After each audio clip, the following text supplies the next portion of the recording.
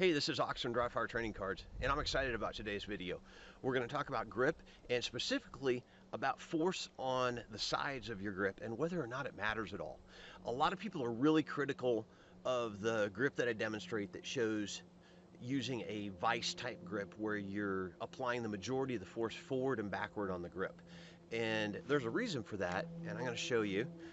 Basically, what happens is when you shoot, the main force is going to go straight back.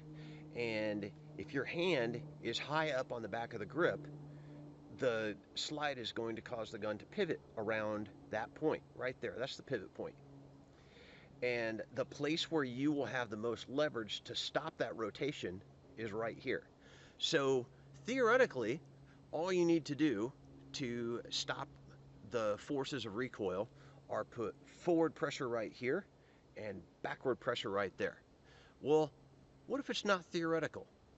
What if you don't need any of your other fingers and no other force on the front of the grip and nothing on the side? We're going to test that.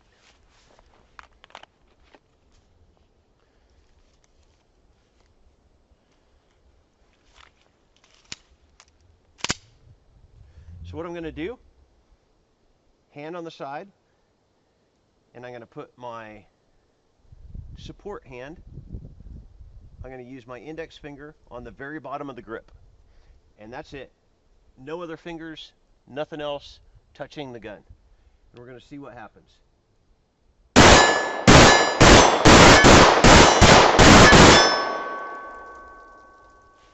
Amazingly enough, it didn't fly up and hit me in the forehead. The front sight didn't hurt me at all. It didn't fly out of my hands. Cats didn't fall from the sky. Nothing bad happened. All it did was absorb recoil.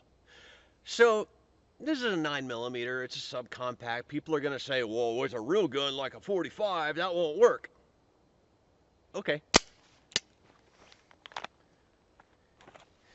I just happen to have a real gun that's a 45 that we're going to do the same thing with.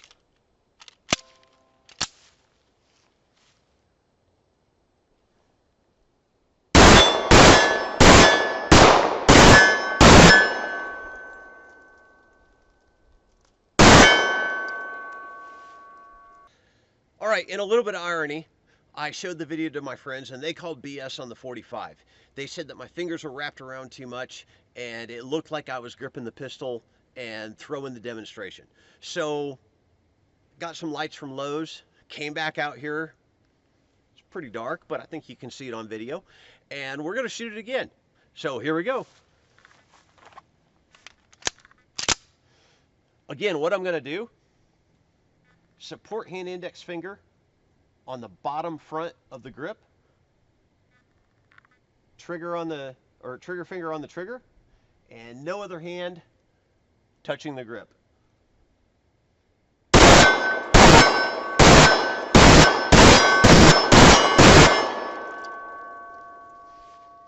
And as you can see, it works.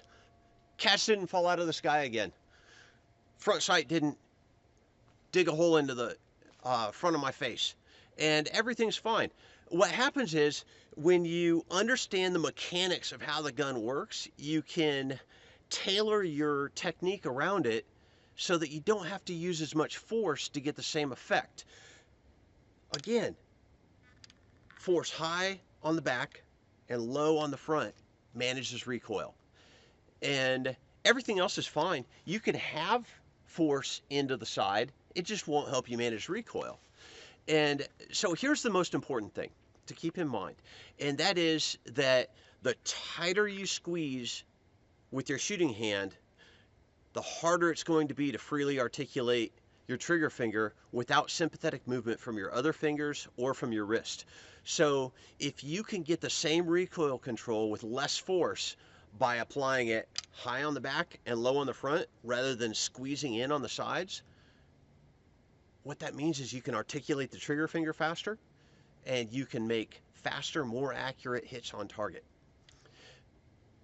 I want to encourage you to head over and take a look at the next video in this series. It's at dryfiretrainingcards.com/grip. And if you have any questions on this one or comments, let me know. Not sure how many more times I'll reshoot it to make people happy, but I might. Who knows? So if you have any comments, leave them below. Thanks a lot. And again, head on over to dryfiretrainingcards.com/grip for the next video in this series. That's all for today. Thank you.